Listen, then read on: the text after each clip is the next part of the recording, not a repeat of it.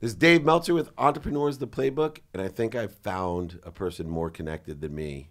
That's right, Shelley Zalis, the CEO of Female Quotient. And we're going to get down and dirty about some sensitive topics, I think, and I hope I don't get in too much trouble because I have the best intentions with 3 daughters and a wife.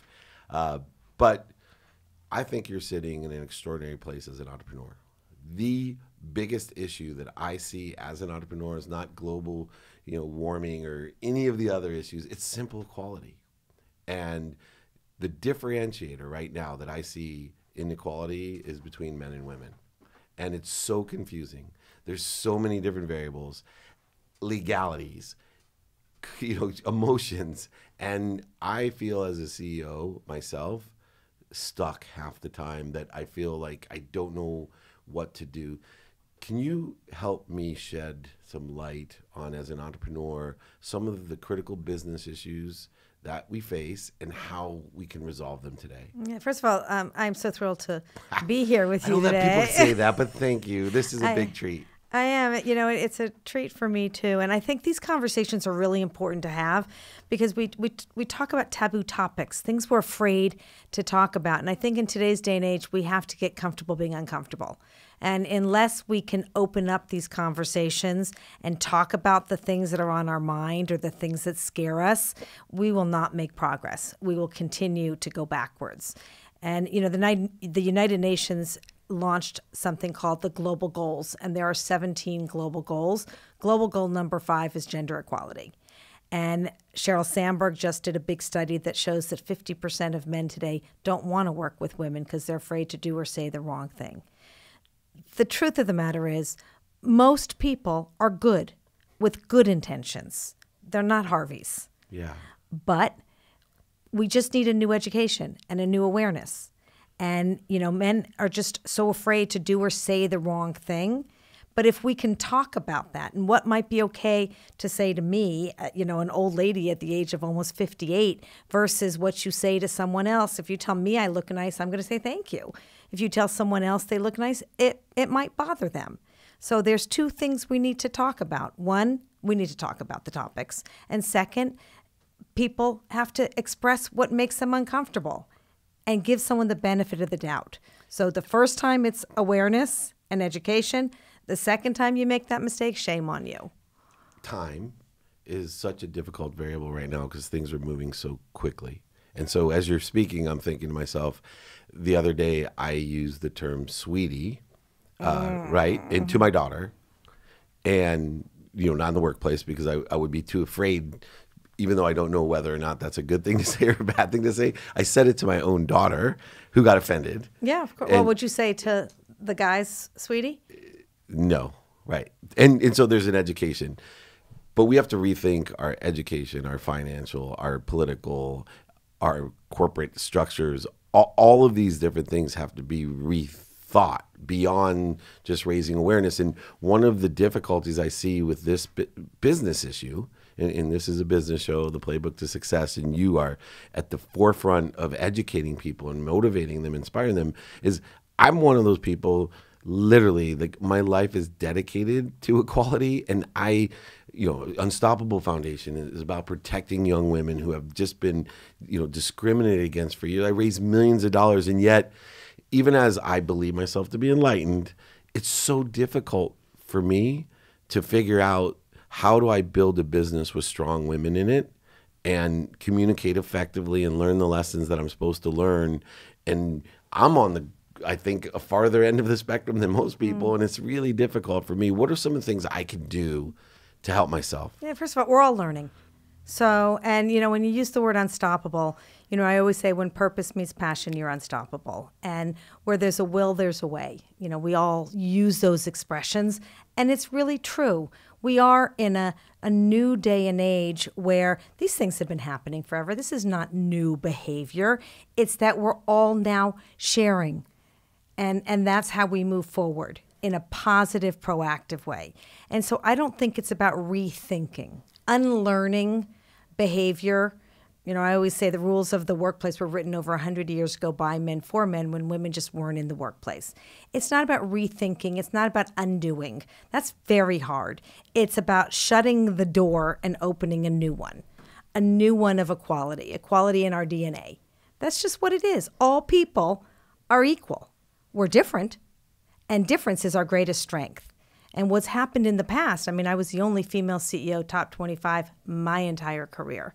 I knew I thought differently. I knew I acted differently, but I was always wrong because I was the minority. Mm-hmm. I wrote a new thing the other day in my head. I just have to play it out, where it's the collective minority. The collective minority is stronger than the majority. The collective minority is greater than the majority. Yeah, with the segmentation. Think about that. I agree with segmentation, for sure. For sure. And so for me, my difference, I used to hide it. Sarah Jessica Parker says trying to be a man is a waste of a woman. Nice. We all bring unique aspects to the table. If we were all the same, we would be unnecessary. Oscar Wilde says, be yourself because everyone else is taken. But we hid our strengths. Now we're bringing them. That's why we say diversity is good for business. Gender, race, age, religion, intersectionality, that creates diversity of thought. Absolutely. And there's the embodiment of being a woman. And then there's also now the energy, right? Like I carry a lot of feminine energy. And we look for different energies that exist within the workplace. I was with the CMO of Playboy Enterprises, which has been Rachel Weber, awesome. Bernard, she's a Columbia woman like you. And I was so just impressed, but moreover, really conflicted because I saw the brand from the 50s that my grandfather hid magazines under his bed and talked about the articles that he was reading. And I was a 12-year-old stealing them. And yet, here's this extraordinary woman talking about some of the historical aspects of what Playboy has been able to do for equality, either that passed me over, but even moreover, her vision for the future, which to me represented a lot of things that you're helping to motivate, to raise the awareness of. But yet, I think time, how long, in things that will happen, how long do you feel this closing of the door, for example? Is it a life? Is it like Moses? We have to go through the desert for 40 years and old crogies have to die off and start anew? Or can it be something that can be stopped and we can do that? It's an evolution and it's a step change. I mean, according to the World Economic Forum, it'll take over 108 years to realize gender parity in the C-suite, and over 202 years to close the wage gap. And how does that make you feel? Because I'm curious. That's ridiculous. I mean, it's absolutely ridiculous. And we talk about unconscious bias. If I use the word unconscious, I'm conscious. I love that. It's the silliest thing I've ever heard. I sell candy in my lounges for $1 to men and 80 cents to women because that's the gap. On average, women make 80 cents on the dollar. Black women, 63 cents on the dollar. Latinas, 54 cents on the dollar. 54 cents on the dollar. Today is Latina Equal Pay Day. So it's a wonderful day to be talking. Why? That's awesome.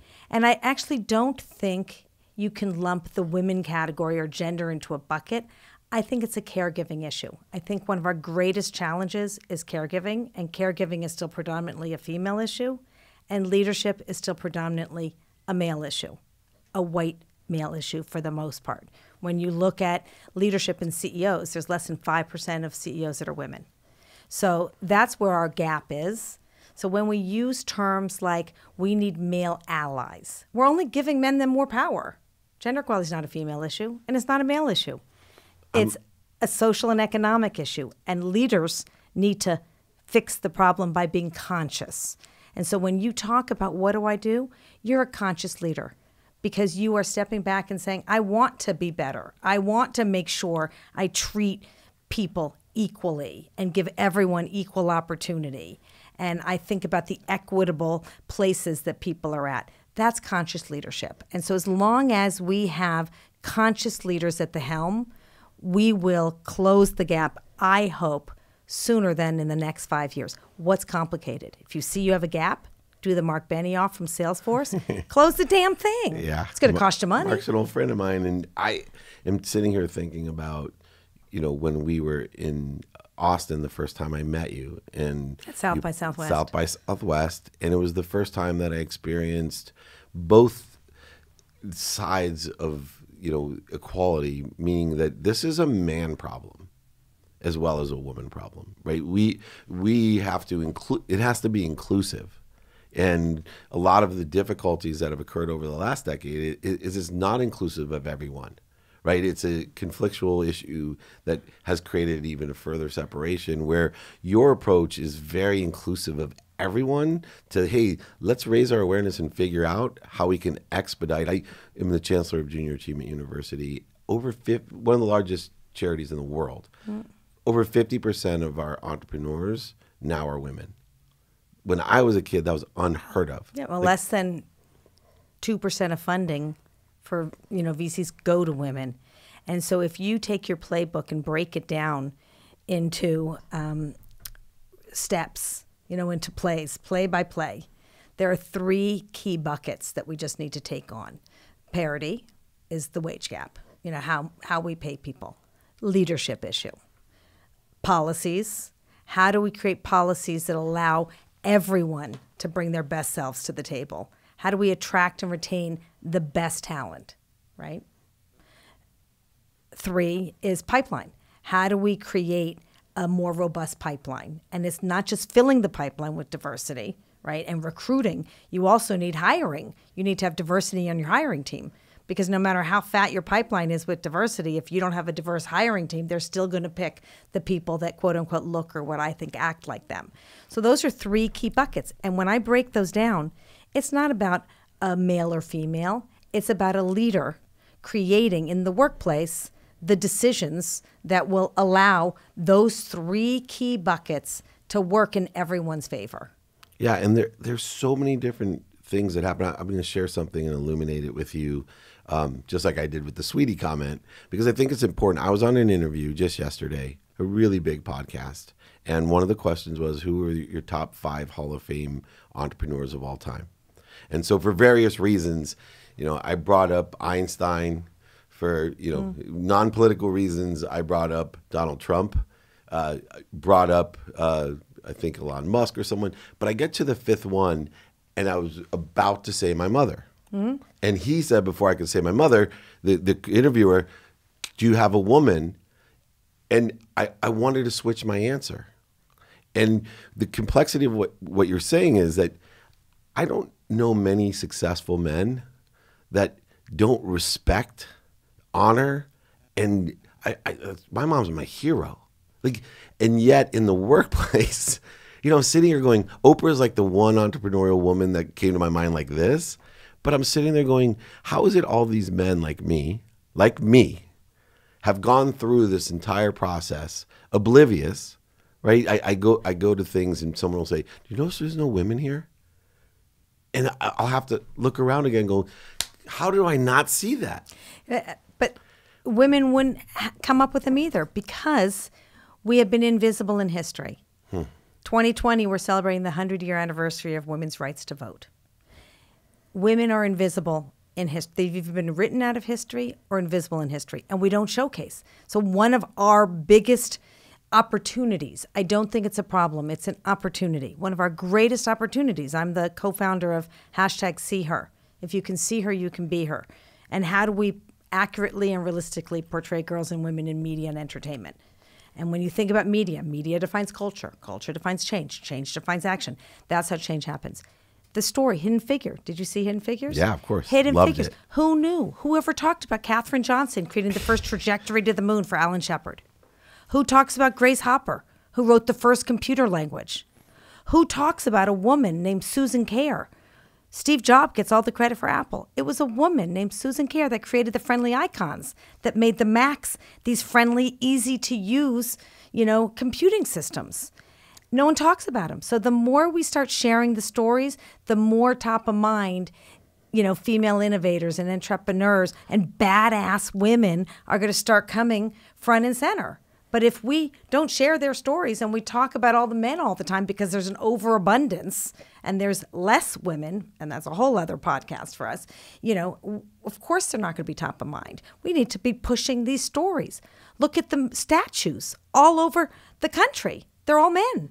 Yeah. I think the female is Minnie Mouse. And looking into the sports realm with my sports back is even more egregious. I mean, to me, I loved the women's soccer team story, because at least it shed a light on what's going on completely, because they use their voices too, or else it would have been invisible again. Exactly. And they would have kicked ass and it would have disappeared. And the crazy thing is, men wanted Rapinoe, or Alex, all these shirts. They didn't make them for men. Right. They didn't make. And by the way, when women want the jerseys, there's jerseys, for every. But there were no male sizes, male shirts. Until fantasy football, just so you know, the National Football League is the most popular sport 2-1 for all women. But before fantasy football, there was no women's styled shirts sold by NFL.com. None. Before and yet, my wife's been a huge fan since, we've had season tickets forever, and they've never marketed both ways to understand that this is not a male sport or a female Guess who sport. does the purchasing? Over 85% of purchase decisions are made by women. More beer. Including men's clothes. Beer. People think beer is a masculine beverage. More beer, women buy extraordinary, I forget the percentage of beer in America. Hey, listen, love ABI. I mean, women are... I can't remember what the statistic is. I think over 40% of beer purchases are made by women drinking beer. So you get to travel around the entire world. You are one of the most sought after keynote speakers, not just because of the topic, but because of your experience, knowledge, and the way that you articulate to teach and motivate people to look at things differently, right? Dr. Wayne Dyer, who's one of my mentors, change the way you look at things, the things you look at change. And from the time that I've met you and follow you and, really try to learn from you, because I have to change the way I look at things. Out of any person that's ever been on the podcast, and what I try to learn from the Playbook to Success, when I look across this and was so excited that you came in, is that I don't see everything, right? And that's what I think my podcast and my questions were all aimed at is, I need to learn to change the way I look with my own children, with the charities that I'm involved with the corporate world. I need to change the way that I look at things so the things I look at change. And I can't allow it to take 108 years or 200 and whatever years, because I want to see it in my lifetime. And unless something radically changes, I'm not going to be here to see that. What piece of advice would you give? I'm always a lower the bar, let's get started, nothing happens till we move. There is a huge audience out there that wants to do the right thing. They're like me. How can we take the first step in changing the way that we look at things? Well, I think it starts with awareness for yourself. Leadership is not about age, it's about action. We are all leaders. We all have the power to make a difference, and it's a choice. I always say equality is a choice, unconscious bias is an excuse. So we have to stop making excuses. And once you are aware, now it's a choice of what you're going to do. So if you want to be better, there's plenty of ways to be better. We all can be better. We all have bias. And where does forgiveness fall into this? Because I think a lot of times we neglect the awareness to forgiveness, that there's a reality that people have made mistakes in the past and we can't persecute everybody for the traditional, hereditary, all the different things that have happened. Where does forgiveness fall into this? You can't rewrite the past. Mm-hmm. And by the way, we were silent then. It didn't it was. I remember as, a young executive, I was sitting in a meeting and someone asked me, of course, as the woman, to go get the coffee. And I said, I'll get the coffee if you take the notes. I had to find my voice because no one was giving it to me at the time. So I think low-hanging fruit. Listen to every voice. If you're invited to a meeting, you invite people to a meeting, you invited them for a reason. Listen to everyone's voice. Like this whole interruption effect thing, I don't even understand. If someone's interrupting you, say, excuse me, wait a minute, I'm not done yet. Or if you hear someone being interrupted, say, she's not fit. Her voice matters. Like everyone's voice matters at the table. Simple thing to do. When you're hiring, you need at least 30% for there to be a transformation of culture. Culture's not going to change with one person. You're still going to be the minority, right? If you truly want culture to transform with all kinds of, people at the table, it's not just about representation, it's about reflection. And everyone needs to come to work feeling like they belong and they can bring their best selves to the table. So hire smart. you know, and, you know, it's not just the right thing to do. It's good for your business. Diversity is good for your bottom line, no matter what. You know, 3, create this culture, you know, where you adopt and adapt life stage. Arianna Huffington at the World Economic Forum said to me one day, I don't understand why we do exit interviews. Everyone's gone. Why don't we do entry interviews? Then I started thinking, why don't we do life stage interviewing? At every stage of life, we all have different needs. Whether it's taking care of your young children growing up, you know, we all were sneaking out of the office to go to the soccer game. Why? Is there a rule written in a policy handbook that says do not have a life outside of work? Don't go to your kids' events. We think this rule was written. Yeah. But there is no rule. You know, and one of the things I talk do that as a male. It's ridiculous. So I have a no regret policy. I always think forward because I never want to look back in life and say shoulda, woulda, coulda. I think forward and say, well, I feel bad if I miss this event. If I'm going to feel bad, I don't do it. And at the end of the day, in a year from now, no one's going to remember the hour you missed at work, but I can guarantee you will remember or regret the moments you missed that were important in life that you can't get back. You can always get the other meeting. Or worse, your kids will remember. And I used to say to my kids, and Jake will tell you this, I used to say, tell me what's important to you. Not just, oh, you're going to miss me for missing me, but you tell me what matters to you, and I will never miss those moments. I think that's an important question I ask of my employees, my kids, my wife, my mom. My relationship with my mom changed because she was projecting insecurity because of her perception. I was so busy that I didn't love and appreciate her. I literally asked her, what most matters? I'm 51 years old, Mom.